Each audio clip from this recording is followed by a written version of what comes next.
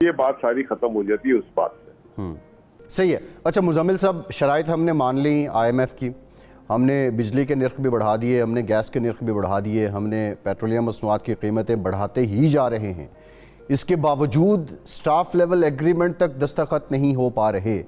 अब रीज़न क्या है? ये IMF क्यों एतमाद नहीं कर रहा? क्यों हर गुजरता दिन पाकिस्तान के लिए डिफॉल्ट का एक नया खतरा लेके आता है। तो कहीं ना कहीं आज पूरा पाकिस्तान IMF के चरणों में पड़ा है, फिर भी IMF पाकिस्तान को लोन किस्त नहीं दे रहा है और एक से एक हर दिन नई किस्त, नई शर्त पाकिस्तान पे लग जाती है, जिससे कि पाकिस्तानी आवाम को नंगा और भिखमंगा बना रहा है। क्योंकि पाकिस्तान में आज के समय जब से ये लोन पे डिपेंड हुए हैं, तब से अब तक पाकिस्तान में बेरोजगारी, गुर्बत और भयंकर तरीके से बढ़ी। और इमरान खान ने ऐसी बारूदी सुरंगें बिछा के छोड़ दी है पाकिस्तान में कि हर पाकिस्तानी का अगला कदम उस सुरंग पे ही पड़ता है और फट के बाहर आ जाता है। तो ये सुरंगें अब अपना रिजल्ट दिखाना शुरू कर चुकी है। जैसे कि पाकिस्तान में पेट्रोल डीजल के रेट IMF के इशारों पे दिन ब दिन बढ़ा दिए जाते हैं। चीनी, आटा, दाल, तेल तक के रेट, खाने वाली चीज़ों के रेट हर दिन बढ़ जाते हैं। ये सारी की सारी नाइली है वो इमरान खान की बैड हुकूमत की वजह से है, बैड गवर्नेंस की वजह से है। तो कहीं ना कहीं आज पूरा पाकिस्तान त्रस्त हो चुका है और IMF के आगे गुलामी की पूंछ हिलाते हुए नजर आ रहा है। तो दिन ब दिन पाकिस्तान का डिफॉल्ट का खतरा बढ़ता जा रहा है और दोस्त ममालिक भी इसको अभी तक कोई सहायता नहीं कर पाए हैं। तो दोस्तों देखिए डिबेट और कमेंट में अपनी प्रतिक्रिया जरूर दें। लास्ट में आपसे रिक्वेस्ट करूंगा, चैनल पर नए हैं तो चैनल को सबसे पहले सब्सक्राइब करें, लाइक शेयर कमेंट जरूर करें। दोस्तों जय हिंद, वंदे मातरम, भारत माता की जय। दोस्तों ये बात सारी खत्म हो जाती है उस बात से। सही है। अच्छा मुजम्मिल साहब, शराइत हमने मान ली IMF की, हमने बिजली के नर्ख भी बढ़ा दिए, हमने गैस के नर्ख भी बढ़ा दिए, हमने पेट्रोलियम मसनूआत की कीमतें बढ़ाते ही जा रहे हैं। इसके बावजूद स्टाफ लेवल एग्रीमेंट तक दस्तखत नहीं हो पा रहे। अब रीज़न क्या है? ये IMF क्यों एतमाद नहीं कर रहा? क्योंकि आप भी गवर्नमेंट ऑफ पाकिस्तान थे, ये भी गवर्नमेंट ऑफ पाकिस्तान है, कतई नज़र किसी पार्टी के। अब एतमाद क्यों नहीं हो पा रहा? देखें, ये तो उनकी नाअहली है ना, उनकी क्रेडिबिलिटी है। फिर मसला तो उधर है। हमने तो फरवरी में IMF से $1 अरब लिए थे, अभी ये फरवरी मार्च में हम चले गए, 1 महीना बाद हम चले गए। ये तो इनकी सरासर नाअहली है कि जिसपे ये जो है उनसे 24 अप्रैल को मिफ्ता इस्माइल पहली दफा या उधर अमेरिका जाते ही जहाज में बैठते बोला कि जी अभी देखें मैं प्रोग्राम लेकर आता हूँ। वहां से वापस आए, पैगाम लेकर आए। उनके वजीर खारजा और उन्होंने जो है सारे जो वजीर आजम, इन्होंने सारों ने जो है मना कर दिया, पेट्रोल नहीं बढ़ा रहे। फिर ये आपको याद होगा 18 मई को दोहा जा रहे थे, एयरपोर्ट के बाहर खड़े हुए कि मेरे वजीर आजम और मेरे जो है उसने जो है कायद ने बोला ₹1 लीटर पेट्रोल का नहीं बढ़ाऊंगा। अब एक तरफ आप IMF से मिलने जा रहे हो जहाज में बैठ के, और दूसरी तरफ एयरपोर्ट में एक और सवाल है। जो बुनियादी इल्ज़ाम जिस बेस पे लगाया जाता है, जो बारूदी सुरंगों का आपको कहा जाता है हुकूमत की जानिब से, वो ये बता दीजिए, जो आपने सब्सिडाइज़ किया था अपनी हुकूमत जाने से पहले, जून तक जो आपने पेट्रोलियम की कीमतें फ्रीज़ की थी, आपने ये कहा था कि एक सेगमेंट जो है हमने रेवेन्यू में रखा है और वहाँ से सब्सिडाइज़ किया जा रहा है।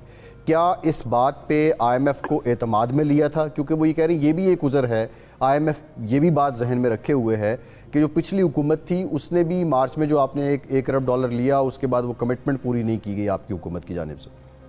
देखें यार फैसल, आप IMF को जरा सा समझने की कोशिश करें।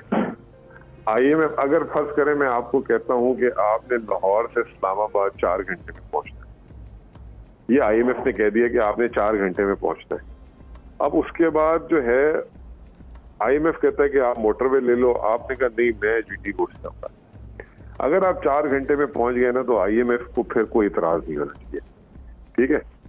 अब मैंने जैसे आपको मिसाल दी कि सेल्स टैक्स सिफर कर दिया था। IMF 17% सेल्स टैक्स का क्यों नहीं बोलता था, हमें यहाँ पड़ा, क्योंकि हमारा जो टैक्स का टारगेट था, हम टैक्स के टारगेट से 325 अरब रुपए हदफ से ज्यादा हासिल किया। 5800 आपके सामने रखा था ना। तो IMF ने एक दफा चू नहीं की।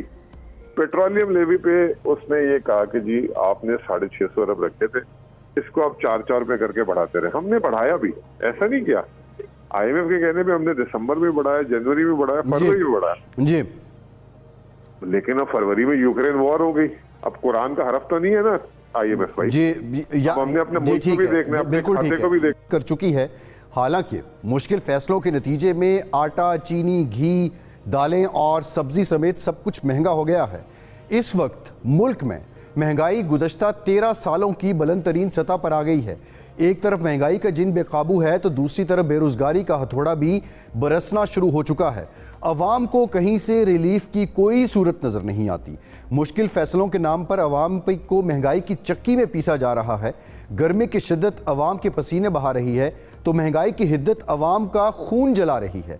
डॉलर 200 से ऊपर होने की वजह से रुपया भी रगड़ में है, जबकि IMF इमदादी पैकेज की किस्त देने के लिए रजामंद तो है, मगर उसने लेवी की मद में मजीद टैक्स लगाने और कुछ मजीद इक़दाम करने का भी हुकूमत पाकिस्तान से मुतालबा किया है। हुकूमत IMF की शराइत पर तो रजामंद है, मगर ज़मीनी हक़ाइक़ इन पर फौरी अमल दरामद करने में साजगार नज़र नहीं आते हैं। हुकूमत मुल्की मईशत को दिवालिया होने से बचाने के लिए IMF का पैकेज किसी सूरत हासिल करने की तगदो में तो है, मगर IMF की सख्त तरीन शराइत अवाम पर भारी पड़ती नज़र आ रही हैं। अगर पेट्रोल की कीमत में इजाफा होता रहा तो महंगाई का जिन बोतल से इस तरह निकल आएगा कि उसे वापस बोतल में बंद करना मौजूदा हुकूमत के लिए नामुमकिन हो जाएगा। तो फिर हुकूमत को क्या करना चाहिए? क्या अवाम को रिलीफ देने का हुकूमत के पास कोई हकीकी ऑप्शन भी है? इसी सारे मामले पर बात करेंगे। हमें ज्वाइन किया है मईशतदान हैं, इससे पहले साबिक़ा हुकूमत के मुआशी उमूर के तर्जुमान भी रहे मुज़म्मिल असलम साहब। बहुत शुक्रिया मुज़म्मिल साहब आपके वक्त का। मुज़म्मिल साहब, हालात आपके सामने हैं। अब 249 रुपये पे ये पेट्रोल पहुंच चुका है। 3 माह पहले तक ये 149 रुपये पर था।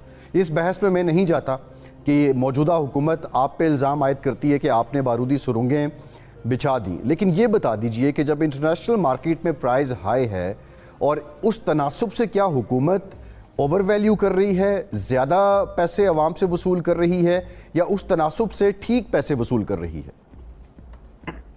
देखें, पहले तो ये बात सामने आनी चाहिए कि बारूदी सुरंग का हजम क्या था। अगर आप उसको बारूदी सुरंग वाकई में कहते हैं और एक अल्फाज इजाद किया आप सारों ने मिलकर, तो 15 अप्रैल को जो है इमरान खान की हुकूमत नहीं थी, शहबाज शरीफ की हुकूमत थी। 15 अप्रैल को शहबाज शरीफ को पास ओगरा जो है एक पेट्रोल की समरी भेजता है जो हर 15 तारीख और 30 तारीख को जाती है। उस 15 तारीख की जो पेट्रोल की समरी थी उसमें क्या लिखा हुआ था कि कितनी रुपए की पर लीटर सब्सिडी थी। 24 रुपए पेट्रोल की थी और डीजल की थी 41 रुपए। आज की तारीख में जब मैं आपसे बात कर रहा हूँ तो पेट्रोल की कीमत में 100 रुपए का इजाफा हुआ है 66%, यानी कि 24 रुपए हमारे थे और 76 रुपए इनके टाइम पे बढ़े। मैं आपको ये पूछना चाहता हूँ कि बारूदी सुरंग किसकी बढ़ी थी? 24 रुपए वाले की बढ़ी थी या 76 रुपए वाले की बढ़ी? मतलब जो आपने छुरी फेरी है लोगों पे तो 3 महीनों में और पिछले खास तौर पे 1 महीने में 66% पेट्रोल की कीमत और लगभग 92% डीजल की कीमत आपने बढ़ाई है। और आज ही महंगाई का नंबर आया। देखिए, अब मुजम्मिल साहब महंगाई पे आते हैं। अभी ये हुकूमत, मौजूदा हुकूमत ने ऑयल रिफाइनरीज से तजावीज़ मांगी हैं। अगर हम रशिया से इंपोर्ट करते हैं ऑयल तो क्या जो हमारे पास मशीनरी है वो इसके लिए कारआमद है? क्या हम इससे फ़ायदा उठा सकते हैं? आपका जो होमवर्क था रशिया से पेट्रोलियम मसनूआत इंपोर्ट करने के लिए या ऑयल इंपोर्ट करने के लिए, वो क्या था? क्या आपने ये सारी तजावीज़ पहले मांग ली थी और फिर उसके बाद आप इस तरफ गए थे कि बातचीत की जाए रशिया से? देखें फैसल भाई, आप समझने की कोशिश करें कि प्रॉम्प्ट रिस्पॉन्स क्या था। 23 फरवरी को या 24 फरवरी को यूक्रेन ने हमला किया और मार्च में हमारी हुकूमत चली गई। उससे पहले हमने रशिया से ये जो है प्राइम मिनिस्टर का विजिट था वो पूरा कर आगे बात कर ली। अब आप ये एक सवाल का जवाब मैं देता हूँ आपको। शुक्र है अभी तो इन्होंने ये मान लिया कि जो है रशिया से तेल खरीद लेना चाहिए। पहले तो कहते थे कि पाकिस्तान में वो तेल, भाई तेल है, कोई मतलब ये नहीं कह रहे कि कोयले से तेल निकालना है। तेल से तेल निकालना है, उसके स्पेक्स ऊपर नीचे हो सकते हैं। मशीन है, मशीन में आप ऊपर नीचे, आपकी गाड़ी है, आपकी गाड़ी हाई ऑक्टेन पे